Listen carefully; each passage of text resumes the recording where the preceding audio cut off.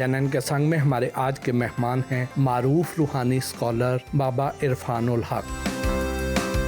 मुलाकात के लिए जेहलम में वाक़ उनके इदारे पहुंचे तो उनके पुराने अकीदतमंद ज़फ़र इकबाल हमारे इस्तकबाल के लिए मौजूद थे। बाबा इरफानुल हक के साथ गुफ्तगू हुई। अस्सलाम वालेकुम बाबा जी। वालेकुम अस्सलाम जनाब। बहुत बहुत शुक्रिया, आपने हमें टाइम दिया। बहुत मेहरबानी आपकी भी कि आपने इतनी ज़हमत की और तशरीफ़ लाए और मुझ जैसे नाचीज़ को रिकॉर्ड करने की काविश की। ये तो हमारे लिए एजाज़ की बात है, बहुत बड़े एजाज़। ये मोहब्बत है आपकी। रबीउल अव्वल का मुबारक महीना चल रहा है, सब लोग बड़े जोश व खरोश के साथ मिलाद नबी मना रहे हैं। मिलाद नबी सल्लल्लाहु अलैहि वसल्लम का असल पैगाम है क्या, और क्या हम उस पैगाम से दूर तो नहीं हो गए? ये बहुत खूबसूरत और संजीदा बात आपने आज मुझसे कर दी। दो चीज़ें यहाँ समझने की हैं। एक है इन्ना आतैना कल कौसर फसल रब्बे का वनहर इन्ना शानिया का हो वलअक्बर, कि तेरे लिए खैर कसीर को बढ़ा दिया गया, कसरत कर दी गई खैर की, उसी के परतों में तुझे हमने रहमत लिल आलमीन बनाया। रहमत और खैर दोनों में कसरत कर दी, बढ़ा दिया। अगर मैं रसूलुल्लाह सल्लल्लाहु अलैहि वसल्लम का मानने वाला हूँ, उनसे मोहब्बत करने वाला हूँ, उनसे इश्क रखता हूँ, तो मेरे लिए कायनात का हर जी रूह काबिल एहतराम है, काबिल मोहब्बत है, काबिल खैर है, काबिल रहमत। अगर मेरा ये रवैया नहीं है, मैं झंडिये तो लगा रहा हूँ, जुलूस भी निकाल रहा हूँ, मगर जो कलमा गोए रसूल है यहाँ उस पर लानत भी भेज रहा हूँ, तो मैं कहाँ खड़ा हूँ? हमें रसूलुल्लाह की पैरवी करनी है, और पैरवी में खैर और रहमत ये बुनियादी चीज़ें हैं। खैर को भी समझ लें, रहमत को भी समझ लें। हर वो काम जो जिसमें दूसरे की बेहतरी हो वो खैर का काम है। और रहमत को समझ लें जिसको आज तक लोगों ने नहीं समझाया। रहमत निकला है रहम से। रहम माँ के जिस्म के उस हिस्से को कहते हैं जहाँ हम परवरिश पाते हैं।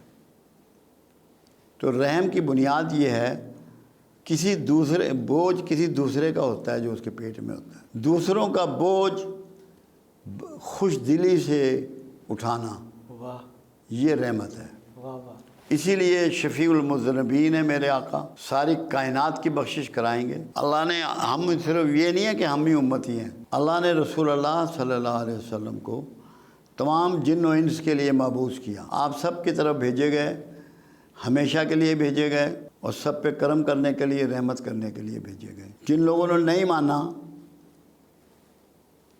उनके लिए भी आप दुआएं करते हैं कि ये ईमान ले आएँ, ये हिदायत पे आ जाएं, ये अल्लाह के बंदे बन जाएं। यानी कि रहमत जो है वो हर वक्त जारी है, जब तक कि कलमा गोए रसूल, रसूलुल्लाह पे दरूद भेजने वाला रहमत का रवैया नहीं अपनाता मखलूक के लिए।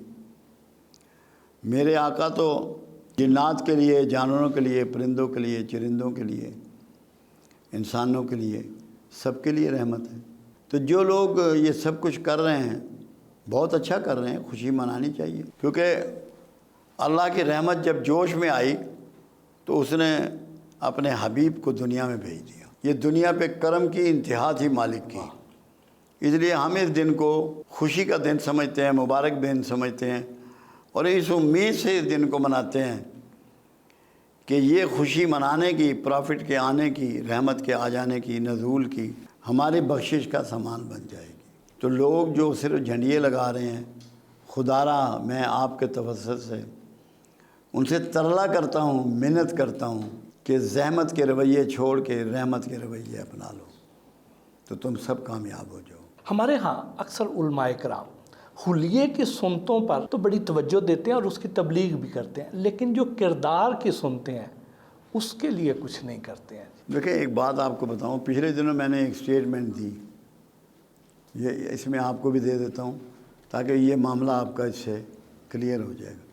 मैंने ये कहा हुलिया कब्र तक जाएगा, हुलिया कब्र तक जाएगा। कब्र में जो जानवर होते हैं या जो कीड़े मकोड़े होते हैं, जो वक्त का टाइम होता है, हड्डियाँ गल जाती हैं, बाल उड़ जाते हैं, चेहरे की गोश्त उड़ जाता है, तो हुलिया कब्र तक जाएगा, रवैया हशर तक जाएगा।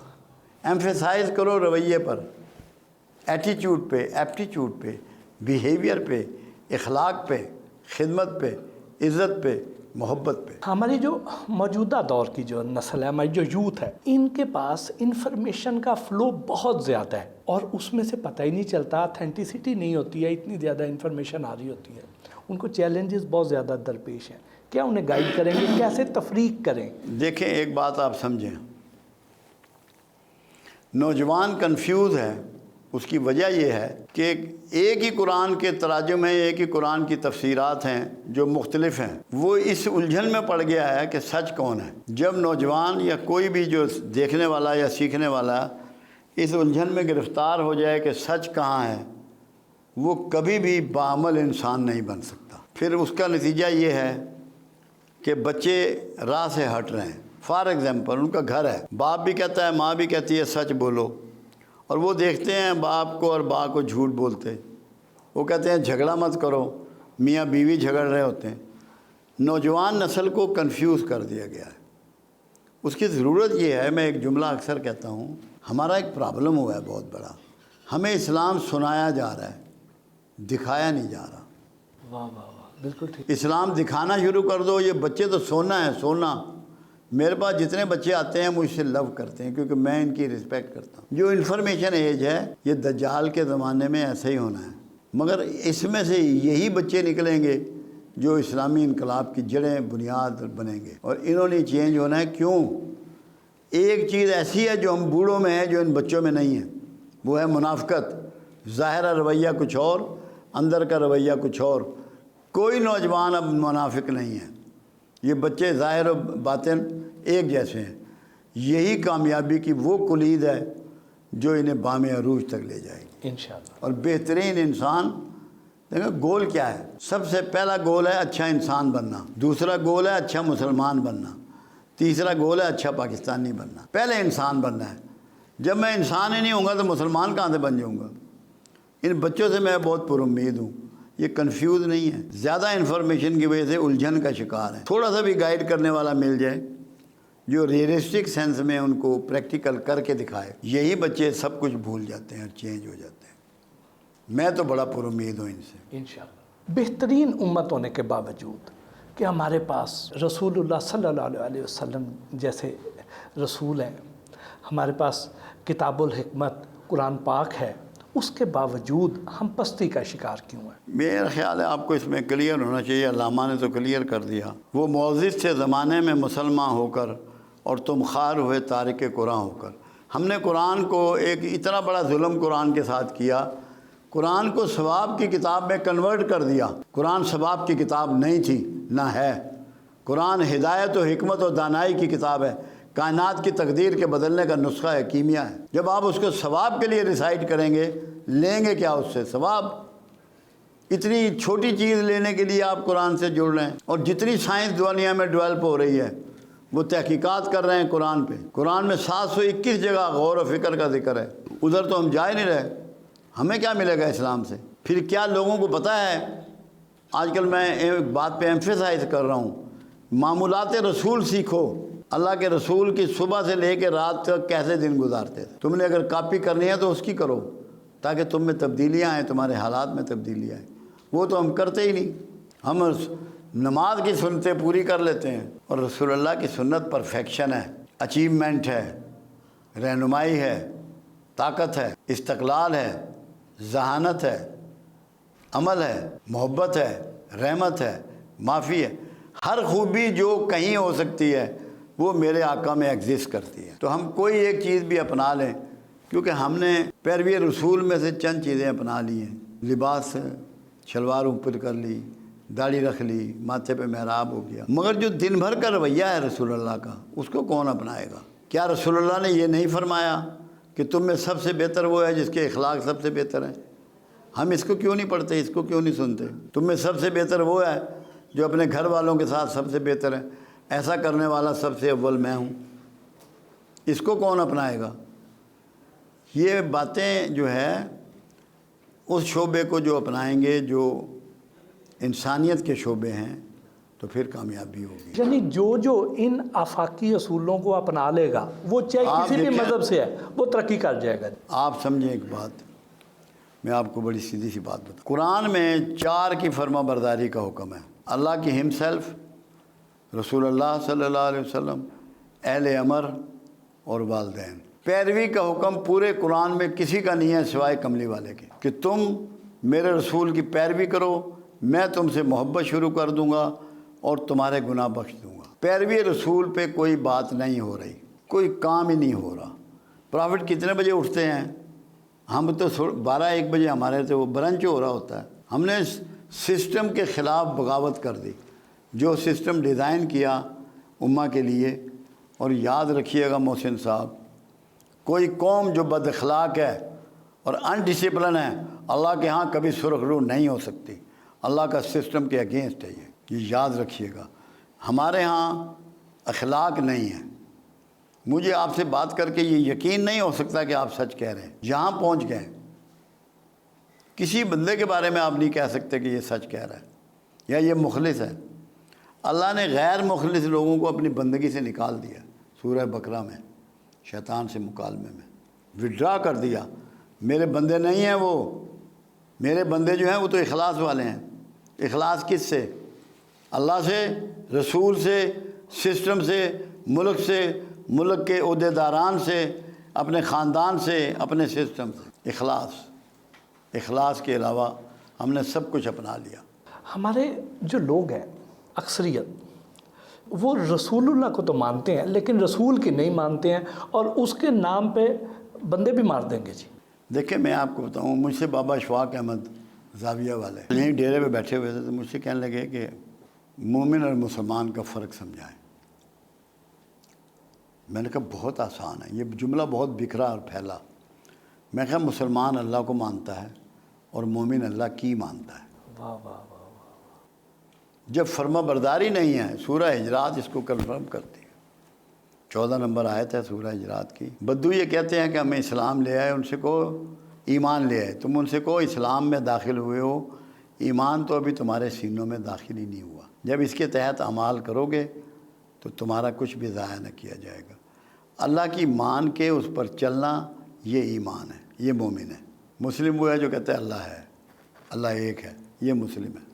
میری کتاب ہے اللہ الصمد، آج تک اسلامی دنیا میں کسی نے یہ جواب نہیں دیا۔ مجھ سے سوال کیا گیا تھا کہ نماز پڑھنے اور قائم کرنے کا فرق، تو جملہ ایک بتاؤں اس مضمون کا، بہت خوبصورت مضمون ہے۔ میں نے کہا جو نماز پڑھ رہا ہے وہ ہے جو اقرار باللسان کر رہا ہے، اللہ کو زبان سے مان رہا ہے، اور جو قائم کر رہا ہے وہ ہے جو اقرار تصدیق بالقلب کر رہا ہے، واہ واہ۔ جو دل کی گہرائیوں سے اللہ کی فرما برداری کر رہا ہے، وہ نماز کو قائم کر رہا ہے۔ مسلمان دنیا بھر میں مشکلات کا شکار ہے، ہمیں یہ کیسے پتہ چلے کہ ہم خدا نخواستہ خدا کی پکڑ میں ہیں یا کسی آزمائش کا شکار ہے؟ 100% پکڑ میں ہے۔ کیوں؟ اللہ سے دغا آپ کر رہے ہیں، اور تو کو کر نہیں رہا۔ جو اللہ کو نہیں مانتا وہ تو دغا کر ہی نہیں رہا، مان کے دغا ہوتا ہے نا۔ بھائی منافق جو ہے، مسلمان بنے گا تو منافق ہوگا نا، کافر کو تو آپ منافق نہیں کہیں گے۔ عبداللہ بن ابی مسلمان بنا ہوا تھا، رئیس المنافقین۔ ہم عمل کے منافق ہیں، ایمان کے تو نہیں۔ ایمان میں ہمارے سارے ٹھیک ہیں، ہمارے اعمال درست نہیں ہیں۔ یہ اللہ چاہ رہا ہے کہ ہم، یہ کام سیدھا ہونے والا ہے، پکڑ جو ہے نا۔ اب کیونکہ جب احساس ضیاء پیدا ہو جائے نا محسن صاحب، تو پھر تبدیلی شروع ہوتی ہے۔ احساس ضیاء مسلمان کو ہو رہا ہے، سٹارٹ ہو گیا ہے۔ اسے یہ پتہ لگ گیا ہے کہ میں گھاٹے میں ہوں، میں پھنسا ہوا ہوں، میں اللہ کی گرفت میں ہوں، یہ اس کو پتہ لگ گیا۔ تو یہ تو ہونا ہی ہونا ہے، تبدیلی آئے گی۔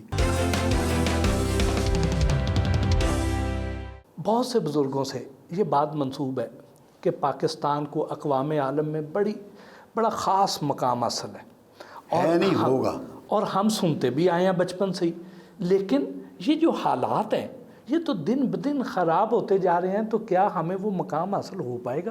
مقام حاصل ہونے کی بات تو اس طرح ہی ہے جیسے میں یہ کہوں کہ میں محسن سے گفتگو کر رہا ہوں، اتنا یقینی ہے۔ کیوں؟ اسلام کی نشات ثانیہ ہونی ہے۔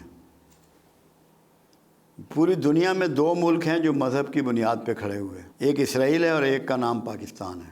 اسرائیل باطل مذہب ہے، انہوں نے اپنے نبیوں کو خدا بنایا، نبیوں کو قتل کیا۔ یقیناً آخری کامیابی ان کی نہیں ہے، آخری کامیابی آپ ہی کی ہے۔ آپ کو اب اللہ جو ہے وہ تبدیلی کی طرف لا رہا ہے. ابھی آپ کے جو سوچیں ہیں نا، کیونکہ انسان کی اسٹیجز ہوتی ہیں 3. پہلے سوچ چینج ہوتی ہے، اس سوچ کے تحت پھر ارادہ بدلتا ہے، اس ارادے کے تحت پھر عمل ہوتا ہے. ابھی ہم ارادے کی پوزیشن میں آ گئے ہیں، سوچ ہماری بدل. ابھی آپ دیکھیں بنگلہ دیش میں کیا ہوا، انڈیا سوچ سکتا تھا؟ بالکل نہیں، جی بالکل نہیں. ایون بنگالی بھی نہیں سوچ رہے تھے. نہیں سوچ سکتے تھے نا. آپ کے ہاں اس سے زیادہ ہوگا دین کا معاملہ، اور یہاں دین پھیلے گا. اور کیونکہ نشاط ثانیہ جو ہے اسلام کی وہ لکھی ہوئی ہے، اس خطے کے ساتھ جڑی ہوئی ہے. اس میں شیخ عبد القادر جیلانی کی بھی باتیں ہیں، صوفی برکت صاحب کے بھی حوالے ہیں، اور سب سے بڑھ کے بڑے امام سرکار کے حوالہ جات تحریری شکل میں ان کے ملفوظے موجود ہیں. جو سب سے امپارٹنٹ یہ تھا کہ میری قبر کے گردا گرد ایک شہر تعمیر ہوگا جس کا نام اسلام پہ رکھا جائے گا، اور جو اسلام کی نشاط ثانیہ کا مرکز ہوگا. تو آدھا کام تو ہو چکا ہے، وہ شہر تو بن گیا. اب اسٹیٹ بننی ہے. اسٹیٹ بننے سے پہلے ایک چیز سمجھ لیں آپ، اگر ہم نجس لوگ ہیں اپنے اخلاق میں، اپنے کریکٹر میں، دین کے معاملے میں، تو کیا ہمیں اللہ یہ موقع دے گا؟ تو اس کا مطلب یہ ہے کہ لوگوں میں تبدیلی آنی ہے. گروپنگ ساری ختم ہوگی، ایک سوچ پہ لوگ آئیں گے. مسلک جو ہیں یہ بیک گراؤنڈ میں جائیں گے، ایک سوچ پہ لوگ آئیں گے. ماشاء اللہ. اور جو ایسے لوگ ہیں جن میں تبدیلی نہیں ہے یا جو تبدیل نہیں ہونا چاہتے، ان کو اللہ ایلیمینیٹ کرے گا. ایسے لوگ آئیں گے، کیونکہ غزوہ کا مطلب یہ ہے، رسول اللہ صلی اللہ علیہ وسلم کی شرکت والے لڑائی کو غزوہ کہتے تھے، ورنہ سرایا ہوتے تھے. آپ شریک تو نہیں ہیں مگر پروگرام آپ کا ہے. واہ. اب قرآن کہتا ہے کہ آخری فتح اسلام کی ہوگی اور دنیا میں اسلام پھیلے گا. مرکز اس کا جو ہے وہ 3 ملک ہیں، جو میں نے اپنے اس میں پوائنٹ میں لکھا ہوا تھا. پاکستان، خراسان. خراسان میں سارا افغانستان بھی آتا ہے، اور ترکستان. 3 ملک اس میں پورا حصہ لیں گے اور فتح یاب ہوں گے. اسرائیل کے نابود ہونے کا، بنو اسرائیل کے وقت قریب ہے. کہ سب سے پہلے یہ ہے کہ رسول اللہ صلی اللہ علیہ وسلم کا ایک فرمان مبارک ہے کہ سب سے بہتر زمانہ میرا، اس سے کم بہتر میرے اصحاب کا، اس سے کم بہتر تابعین کا، اس سے کم بہتر تبع تابعین کا، اس سے کم بہتر تبع تابعین کا.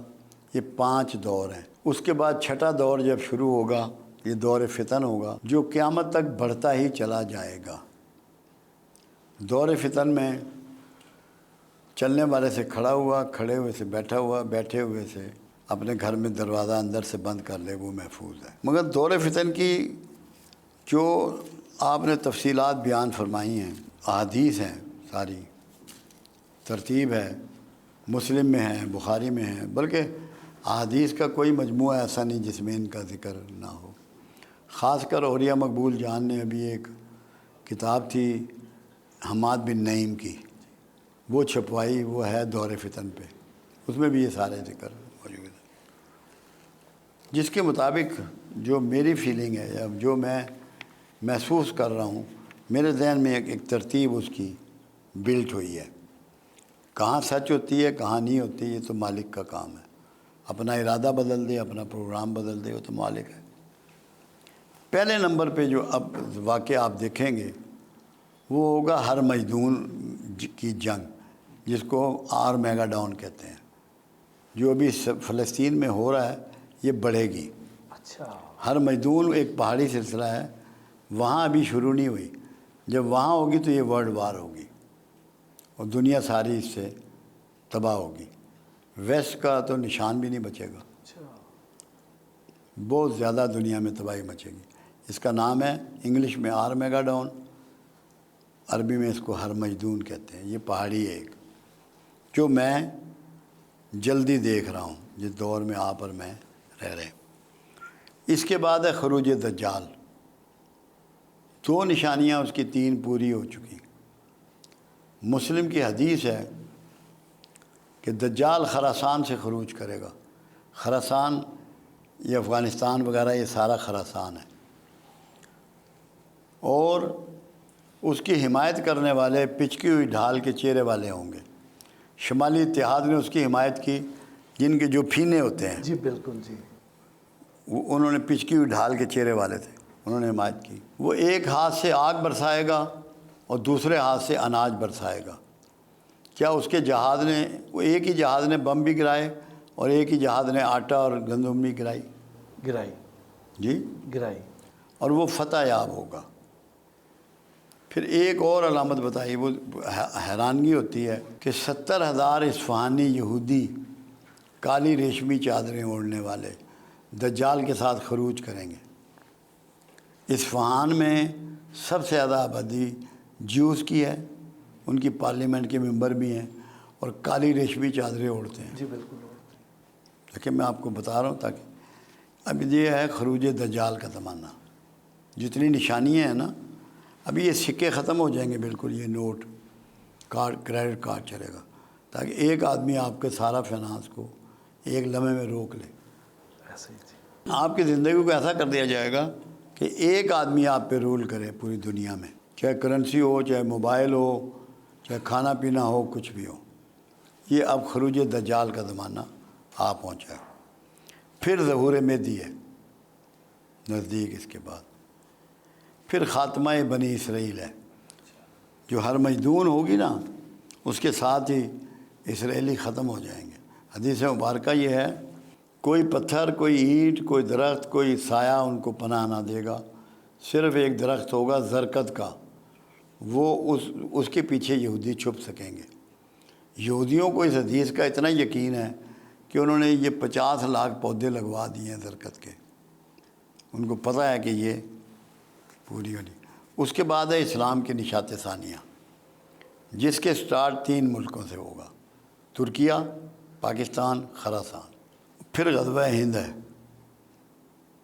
کہ ہندوستان پہ یلغار ہوگی اور وہاں اسلام پھیلے گا، ہندو یا اسلام قبول کریں گے یا مارے جائیں گے۔ پھر نزول عیسیٰ ہے، نزول عیسیٰ جب ہوگا تو جو فوجیں غزوہ ہند لڑیں گی وہ جا کے شام میں عیسیٰ کی فوجوں سے جا ملیں گی۔ یہ تو جو ترتیب میں دیکھ رہا ہوں، محسوس کر رہا ہوں، پڑھتا ہوں، وہ ہے۔ پاکستانیوں میں بڑی چینج آئے گی، غربت یہاں کبھی نہیں ہوگی۔ ابھی بھی اگر کوئی یہ کہے کہ پاکستان غریب ہے یا لوگ غریب ہیں، اس سے بڑا جھوٹ کوئی نہیں، کیونکہ میں 1964 سے فگر نکالتا ہوں، جو کچھ ایک عام شہری کے پاس، ایک پاکستانی کے پاس سامان اور دیگر سہولتیں 64 میں تھی، اس سے 4 گنا سے 6 گنا ہیں اس کے پاس۔ جی بالکل ہے۔ صرف ہم ناشکرے ہو گئے ہیں، ہر وقت اللہ کے موسم کا، اللہ کے پھلوں کا، سبزیوں کا، گوشت کا، دودھ کا، انڈے کا، حکمرانوں کا شکوہ کرتے ہیں۔ یہ نہیں سوچتے، اب جیسے حکمران ہی ہیں، ہم یہ سمجھ رہے ہیں کہ یہ خود آ گئے یا ان کو فلاں ووٹوں نے بنا دیا۔ قرآن تو یہ نہیں کہتا، قرآن تو کہتا ہے جس کو چاہوں معزول کروں، جس کو چاہوں حکمرانی دوں۔ جب یہ فیصلہ اللہ کے پاس ہے تو ہمیں اللہ کے فیصلے سے ڈفر کرنے کی ضرورت کیوں ہوتی ہے؟ بالکل ٹھیک بات۔ ہمیں نہیں ہونی چاہیے، یہ بغاوت ہے اللہ سے۔ جب کملی والے کی ایک سٹیٹمنٹ موجود ہے، تم پر اگر ایک نک کٹا حبشی بھی حکمران بنا دیا جائے تو تم نے اس کی بھی فرما برداری کرنی ہے۔ نک کٹے حبشی کا لفظ میرے آقا لے رہے ہیں۔ تو اس لیے ہمارے ہاں جو جھوٹی بغاوت ہے نا، کہ ہر چیز کو برا کہنا، ہر چیز کی مخالفت کرنا، یہ جائز نہیں ہے، یہ نہیں کرنی۔ شکوہ نہیں، لوگ شکوہ چھوڑ دیں۔ میں یہ یقین سے آپ کو بتاؤں، یہ زمین آپ کو وہ خزانے اگلے گی جو کچھ سوچ نہیں سکتا۔ سونا، چاندی، تانبا، پیتل، پلیٹینم، گیس، پیٹرول، زمرد، یاقوت، سب اگلے گی۔ اللہ پہ شکوہ چھوڑ دیں، شکوے نے ہمیں ذلیل کر رکھا ہے۔ یہ جو کفار ہیں یا یہودی ہیں، غیر مسلم ہیں، تو وہ تو ان احادیث کو پوری طرح مانتے ہیں اور اس کے مطابق اپنی تیاری بھی کر رہے ہیں۔ بالکل مانتے ہیں وہ 100%۔ لیکن ہم بطور مسلمان اس پہ یقین ہی نہیں رکھتے ہیں۔ اور یار یہ نہیں بات، یقین سب کا ہے۔ جو مختلف مکاتب فکر پیدا ہو گئے ہیں نا، اور مسالک پیدا ہو گئے ہیں، انہوں نے ڈاؤٹ فل بنا دیا ان باتوں کو۔ اگر سب کی بات ایک ہی نکلے تو کیسے نہیں مانے گی، پوری امت مانے گی۔ پھر تمہاری ڈائریکشن سیدھی ہو جائے گی۔ اس لیے میں لوگوں کو کہتا ہوں کہ 2 چیزوں تک اپنے آپ کو محدود کر لو علم میں، قرآن تک اور صاحب قرآن تک۔ واہ واہ۔ میرے 4000 سے اوپر لیکچر ہیں دنیا بھر میں۔ میں آکسفورڈ میں بھی خطاب کر کے آیا ہوں، اسٹاف کالج کوئٹہ بھی خطاب کر کے آیا ہوں، ISPR میں بھی کیا ہے، ہائی کورٹ میں بھی کیا، چھوٹی کورٹوں میں بھی کیا، فوج کے بے شمار اداروں میں کیا۔ تعلیمات کا کوئی یونیورسٹی ایسی نہیں جہاں ایڈریس نہ کیا ہو، مگر میں قرآن اور صاحب قرآن سے باہر نہیں نکلا، اس کے اندر بات کرتا ہوں۔ تو یہ جو اتنے فرقے بنا دیے گئے ہیں، یہ ٹھیک ہو اسی جائیں کے گے۔ پیش نظر بنائے گئے ہیں کہ ان کی ایک چیز ایسا پہ نہیں ہوتا، متفق نہ ہو جائیں۔ اس میں پرابلم ایک ہوتا ہے، نہیں فرقے کسی نے نہیں بنائے، ہم نے بنائے۔ آپ کی اور میری ڈسکشن ہوئی، ہم دونوں علماء ہیں، ایک دوسرے کو دلیل دینے کے باوجود ہم نے ایگری نہیں کیا، وہ آگے اپنے اسٹوڈنٹ کو بات بتا دی، وہ ایک فرقہ پیدا ہو گیا، وہ ایک سوچ پیدا ہو گئی۔ اگر ہم یہ سوچ لیتے کہ میری وجہ سے امت میں تفرقہ پھیلے گا اور میں اپنی بات نیچے کر لوں، میں لسے پیودہ پتر بن جاؤں، تو یہ نہ ہوتا۔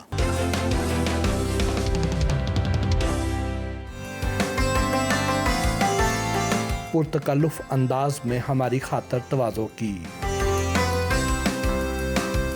آج کل ہمارے پاکستان کے زیادہ تر لوگ سخت مایوس ہیں، گھبرائے ہوئے ہیں، ملک چھوڑ کے جانا چاہتے ہیں، وہ کہتے ہیں یہاں پہ ہمارا فیوچر نہیں ہے۔ تو کیا پیغام دیں گے انہیں، کیا کہیں گے؟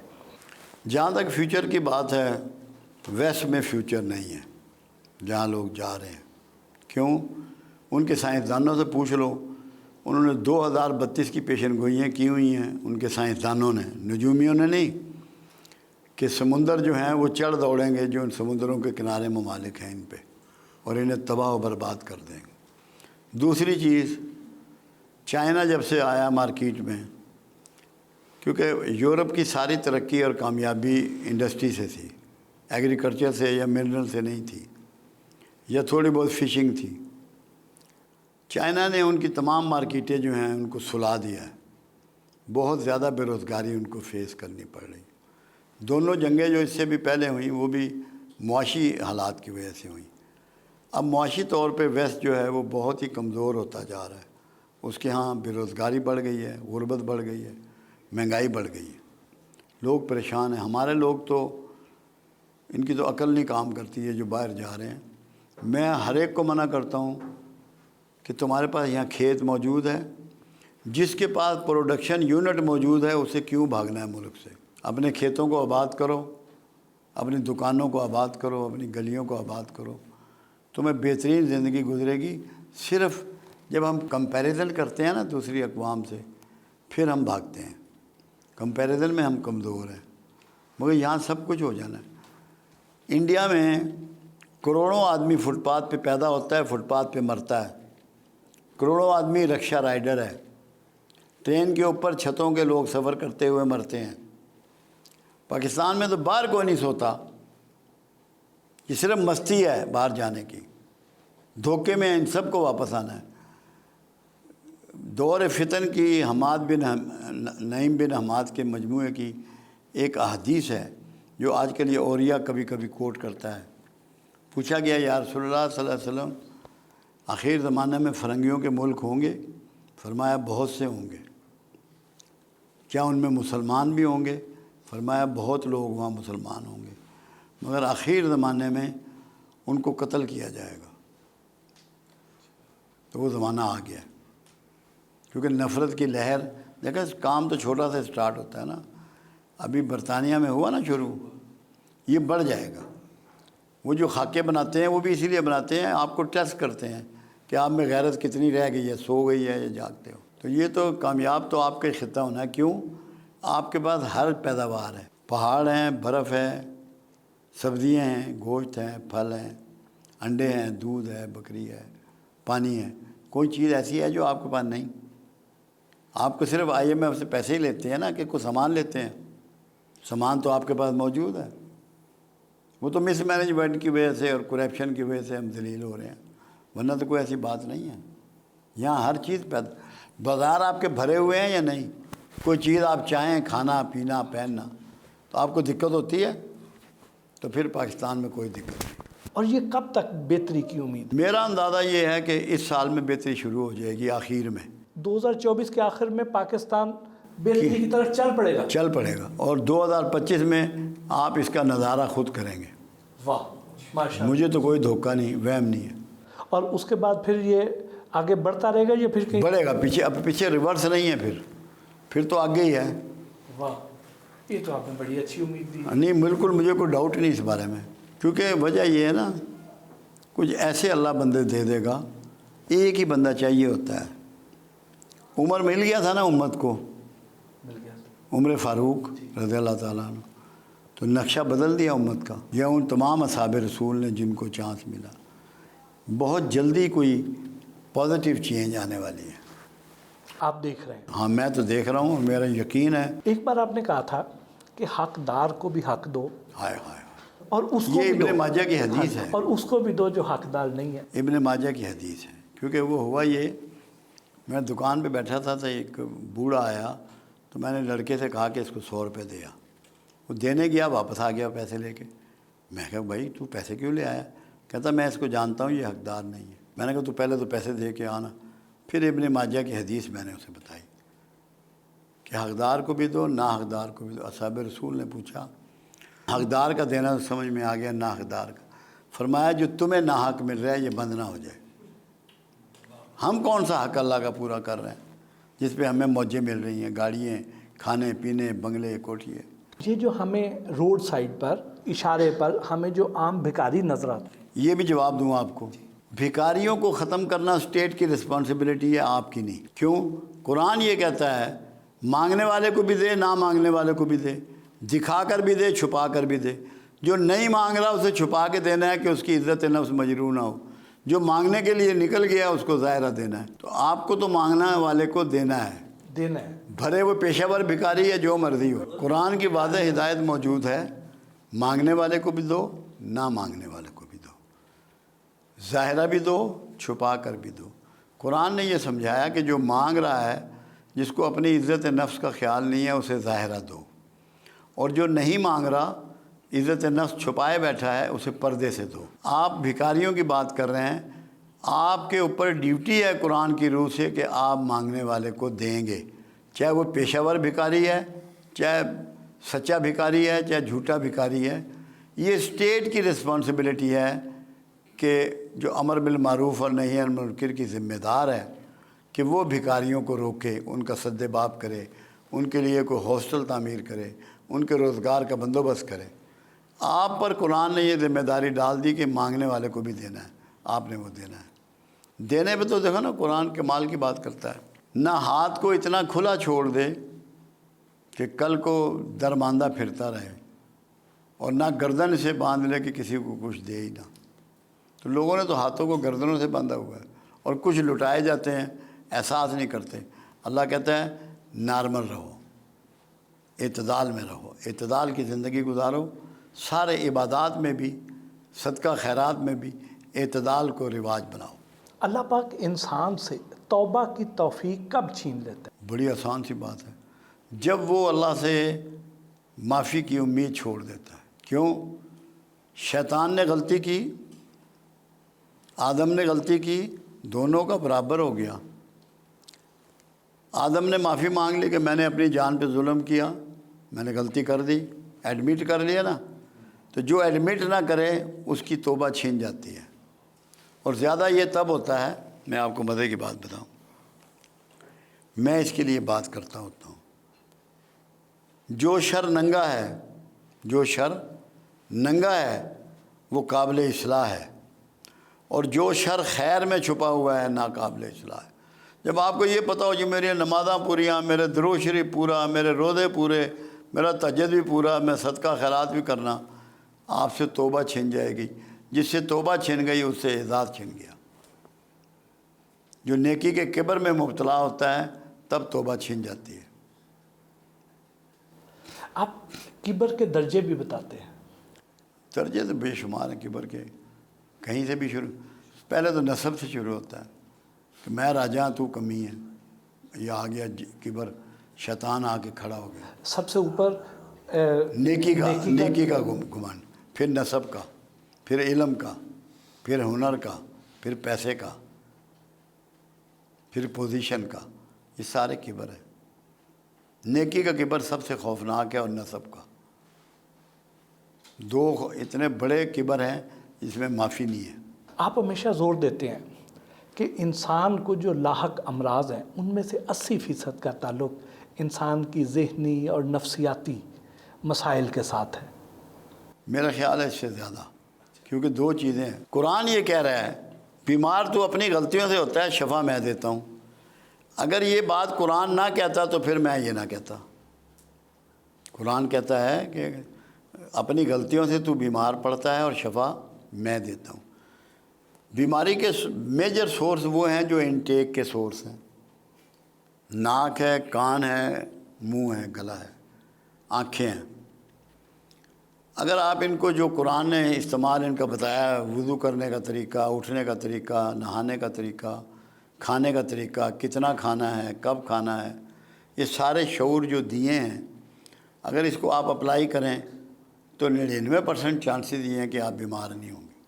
اب میں بیمار ہوتا ہوں نا، میں نے اپنی جوانی میں بہت بے اعتدالی کی ہے کھانے پینے میں، ایکسرسائز نہیں کی جو کہ ایک لازمی جز ہے۔ یہ یوگا سے بہتر ایکسرسائز آپ کو نماز کی شکل میں دے دی گئی ہے، جو ایکسرسائز جو ذہن اور جسم دونوں کو ڈیل کرتی ہے۔